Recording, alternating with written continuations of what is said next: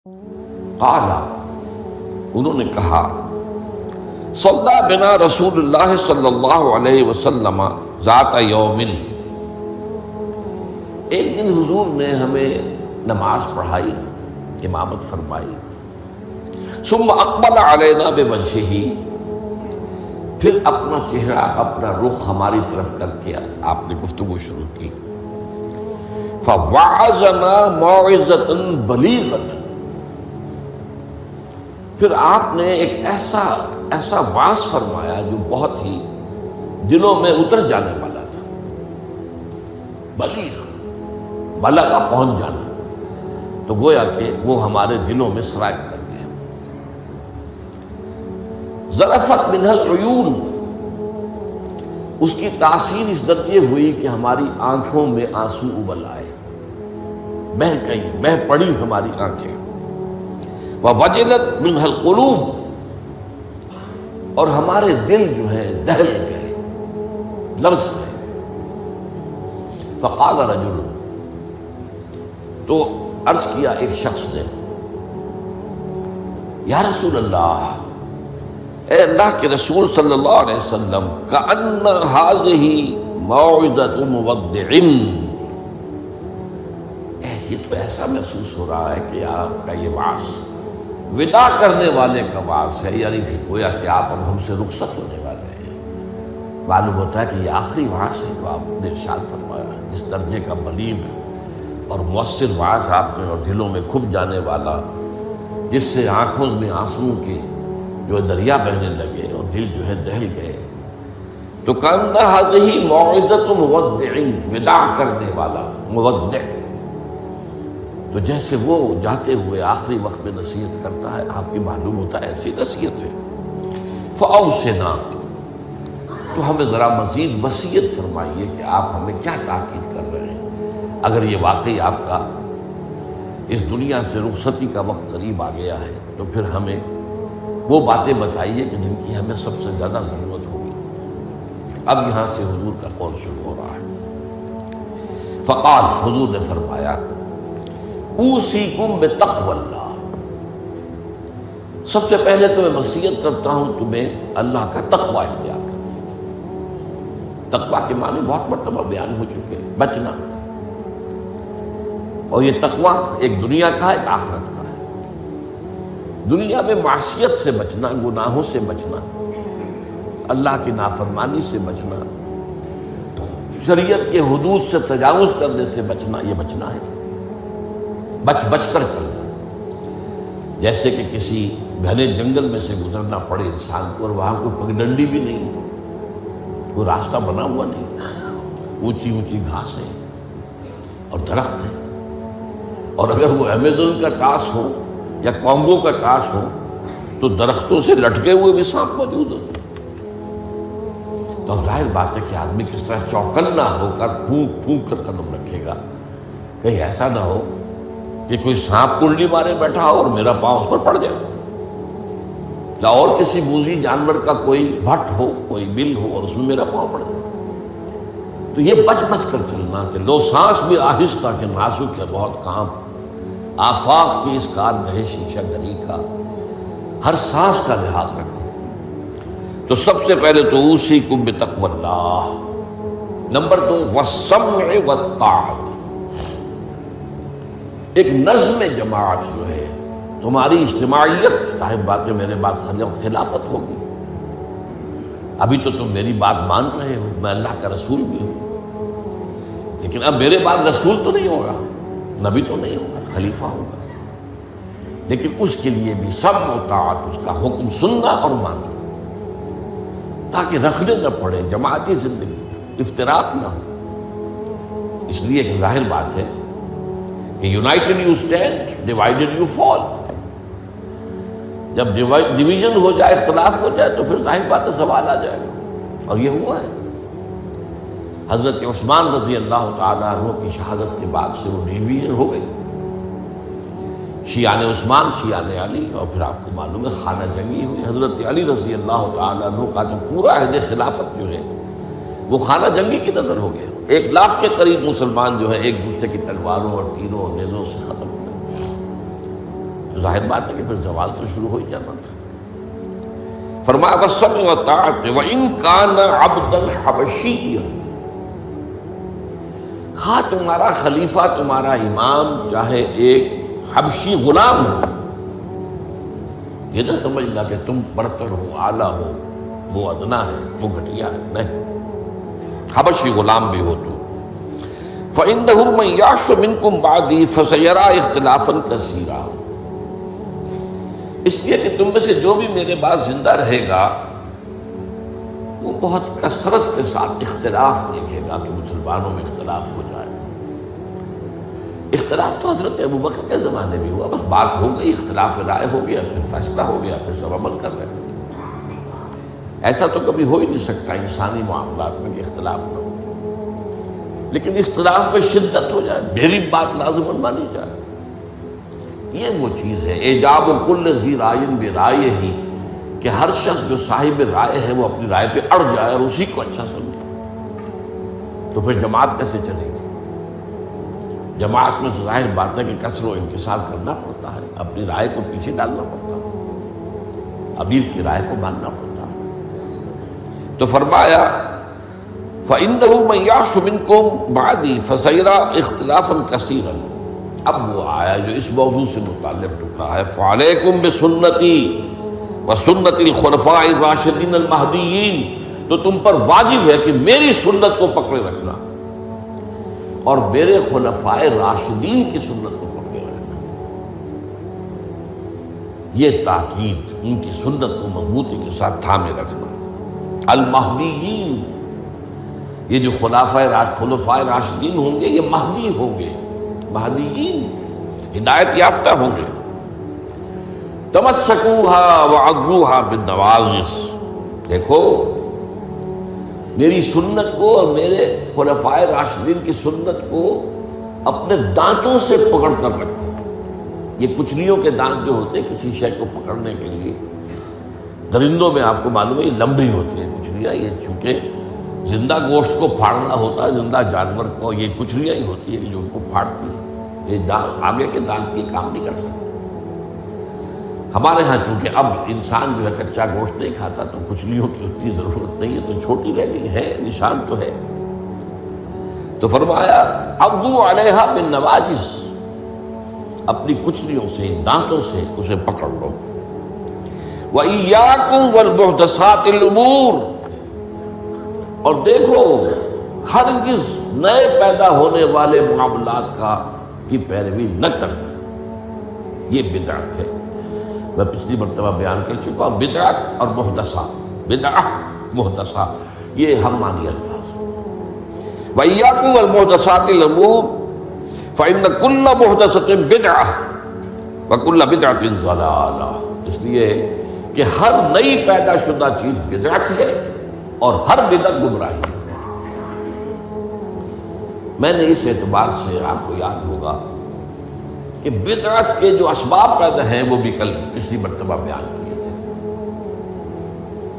بدعت کا ایک سبب یہ ہوتا ہے کہ جب دین کا ہمہ گیر تصور سامنے نہیں رہتا،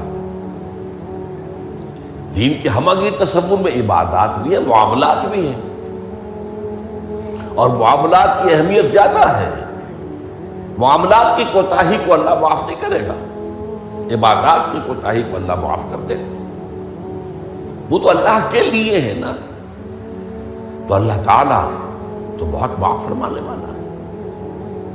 یہ انسانوں کا حق اللہ کیسے معاف کرے گا؟ آپ نے کسی کا حق مارا ہے تو اس کا حساب کتاب تو ہو کر رہے گا، یا تو آپ کے کچھ برے اعمال، اس کے کچھ برے اعمال، گناہ آپ کے حساب میں آئیں گے، اور یا آپ کی کچھ نیکیاں ہوں گی تو وہ دے دی جائے گی اس کو جس کا کہ حق آپ نے مارا۔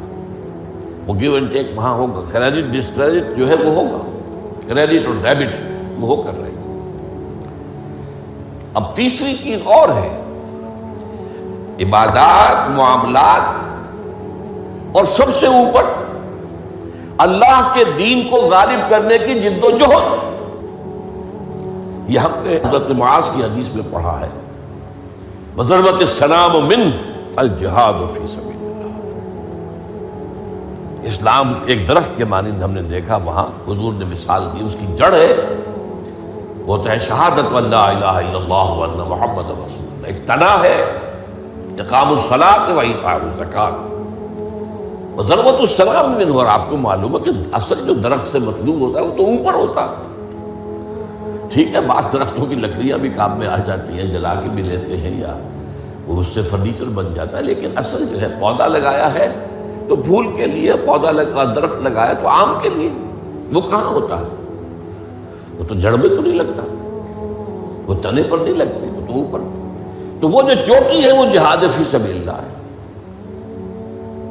اب کچھ لوگوں کی زندگی سے یہ جہاد خارج، انہیں تصور ہی نہیں کہ یہ بھی کوئی فرض ہے،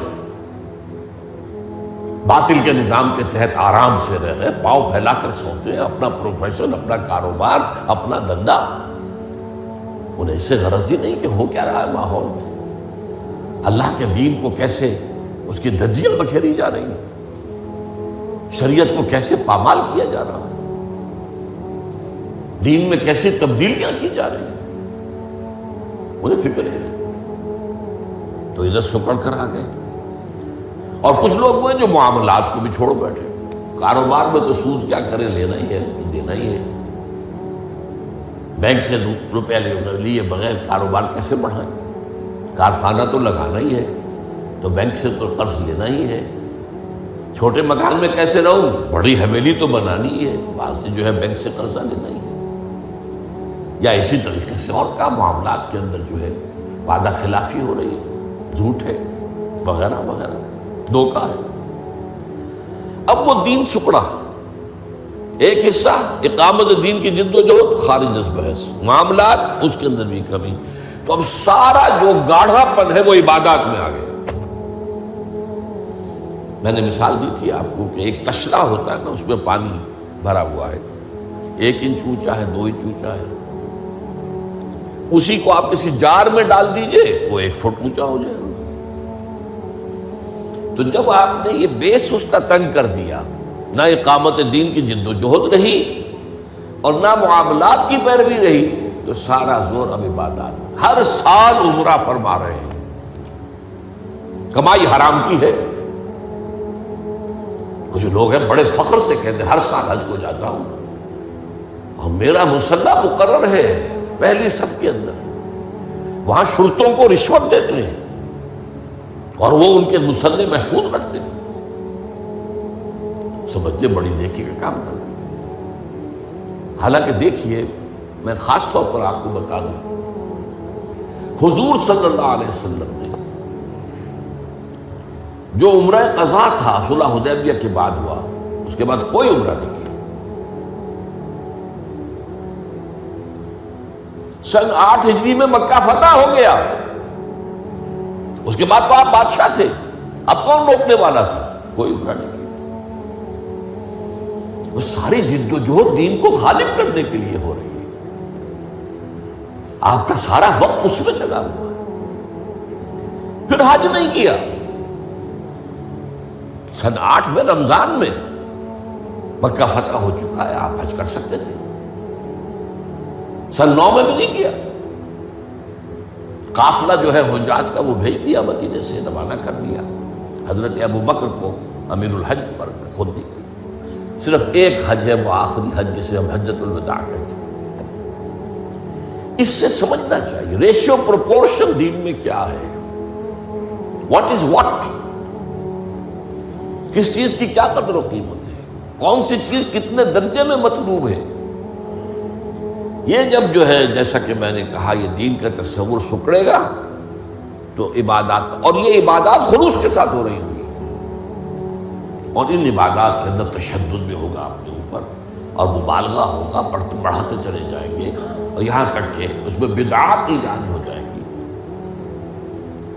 اب خاص طور پر شب برات، قدمی شب بہت جو ہے عبادت کر، باقی تو جو کچھ ہوتا ہے اس کو تو چھوڑ دیجیے، آتش بازی ہوتی ہے یا کچھ اور جو ہنگامہ ہوتا ہے، جو جشن، یہ تو کچھ سرے سے دین سے کوئی سروکار ہے ہی نہیں۔